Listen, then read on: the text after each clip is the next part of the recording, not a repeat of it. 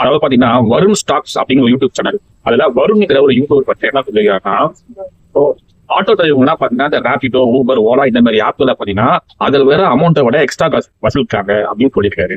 ஏன்னா அவர் வந்து ஒரு பெங்களூர் போயிருந்தாங்க. அந்த பெங்களூர்ல இருக்க ராபிடோ டிரைவர்கள் யாருன்னே பாத்தீங்கன்னா அதுல வர அந்த அமௌண்ட்டை காட்டும் ₹1 கூட எக்ஸ்ட்ரா வாங்கலையாம். அதனால அதையே நீங்க வந்து தமிழ்நாட்டுல கொண்டு வரலாமே, எதுக்கு தமிழ்நாட்டுல மட்டும் இவங்க எக்ஸ்ட்ரா காசு வாங்குறாங்க அப்படிங்கன்னா வந்து தமிழ்நாட்டுல இருக்க ஆட்டோ டாக்ஸிகள் வந்து ரொம்பவே கடிஞ்சு பேசிஞ்சாரு. இப்ப பெங்களூர்ல பாத்தீங்கன்னா சமீபத்துல 2025 ஆகஸ்ட் மாசத்துல வந்து மீட்டர் கட்டணத்தை வந்து உயர்த்தி இருக்காங்க. அந்த அரசாங்கம் உயர்த்தி இருக்கு.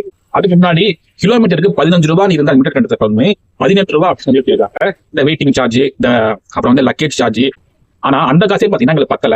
இப்ப கேஸ் ரேட் எல்லாம் அதிகமாயிடுச்சு. அதனால வந்து வந்து கிலோமீட்டருக்கு ₹18 வந்து ₹25 இன்க்ரீஸ் பண்ணிக்கணும்னு சொல்லிட்டு அவங்க கவர்மெண்ட் டிமாண்ட் வைக்கிறாங்க. ஆனா தமிழ்நாட்டுல இருக்க நம்ம ஆட்டோ டிரைவர்ஸ் இவங்களோட மீட்டர் கட்டணம் வந்து எப்ப உயர்த்தப்பட்டது? அதாவது கடந்த 2013 அன்னைக்கு இருக்க அதே மீட்டர் கட்டணத்தை தான் இன்னைக்கு நம்ம வந்து நாங்க வசூலிச்சுட்டு இருக்கோம். ஆப் தான் அந்த அமௌண்ட் தான் போறாங்க.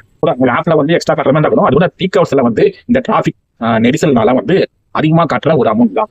அது கூட பாத்தீங்கன்னா நீங்க அந்த கேஸ் செலவுலாம் பார்க்கும்போது எப்படி ஆகாது. டிராபிக்ல வண்டியை பொறுமையா நிறுத்தி கொண்டு போறதே வந்து இன்னைக்கு 10% அதிகமா கேஸ் செலவாகுது.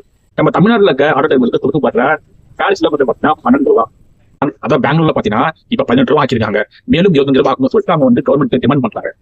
2013 இருந்து ஆட்டோ டிரைவர் சங்கங்கள் பாத்தீங்கன்னா வந்து கவர்மெண்ட் வந்து மீட்டர் கட்டணத்தை ரிவர்ஸ் பண்ணிக்கிறாங்க அப்படின்னு கேட்கறாங்க. ஆனா இன்னி வரைக்கும் ரிவர்ஸ் பண்ணிக்கிறதே இல்ல. அதே ₹12 கிலோமீட்டர் தான் வாங்கிட்டு இருக்கோம்.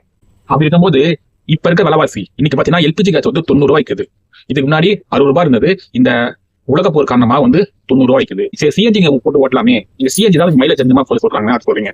ஆனா சிஎன்ஜி பாத்தீங்கன்னா முதல்ல ஒரு 4 வருஷத்துக்கு முன்னாடி எல்லாருமே சிஎன்ஜி கேஸுக்கு மாறும்போது அப்ப ₹50 இருந்த அந்த லிட்டர் கேஸ் பாத்தீங்கன்னா இன்னைக்கு கிட்டத்தட்ட ₹100 நெருங்கிட்டு இருக்குது. இது பெட்ரோலோட விலையை நெருங்கிட்டு இருக்குது. ஒரு ஆட்டோ டிரைவர் பாத்தீங்கன்னா ஒரு எல்பிஜி கேஸை வந்து ஒரு நாளைக்கு ₹500 அவர் வண்டியில பிடிச்சாச்சுக்கோ, அதை வச்சு எவ்வளவு சம்பாதிக்கிறீங்க தெரியுங்க?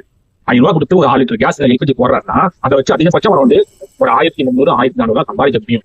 அதாவது இப்ப கொடுக்குற அந்த ₹12 கிலோமீட்டர் அந்த சார்ஜுக்கு அவர் ஓட்டினார்னா 1300 1400 சம்பாதிக்க முடியும். ஒரு ஆட்டோ டிரைவர் வந்து அவர் சம்பாதிக்கத்துல பாதிக்கு பாதி பாத்தீங்கன்னா வண்டியோட எரிபொருளுக்கு செலவாயிடுது. ஆட்டோடைய உதிரி பாகங்களுடைய விலைகள் கடந்த 2025 இருந்து இன்னைக்கு பார்க்கும்போது இந்த 2026 பார்க்கும்போது ஆட்டோ உதிரி பாகங்களோட விலையை பாத்தீங்கன்னா 15% அதிகமா இருக்குது. அதாவது டாக்ஸ் அதிகமா இருக்குது. அது ஏற்றுமதி, அது வெளியூர்ல இருந்து ஏற்றுமதி ஆகி வர அந்த ஆட்டோ வந்து உதிரி பாகங்களுடைய விலை பாத்தீங்கன்னா 15% அதிகமாயிருக்கு. நீங்க வந்து தமிழர்கள் பத்தி பேசுறீங்க. தமிழர்கள் வந்து ரொம்ப வீரமானவங்க, தமிழர்கள் வந்து யாருக்கும் வந்து அடி செஞ்சு வாழ மாட்டாங்கன்னு சொல்றீங்க. அதாவது ஒரு கார்பரேட் கம்பெனிக்காரன் தர கூலிக்கு நாங்க வாயை பொத்திட்டு ஓட்டத்துக்கு தமிழ்நாட்டு ஆட்டோ டிரைவர் ஒன்றும் அடிமைகள் கிடையாது. எங்களுக்கான நியாயமான விலையை நாங்க நியாயமான மீட்டர் கட்டணத்தை நாங்க கேட்கிறோம். அவங்க கேட்காத பட்சத்துல கஸ்டமர் தான் கேட்க முடியும்.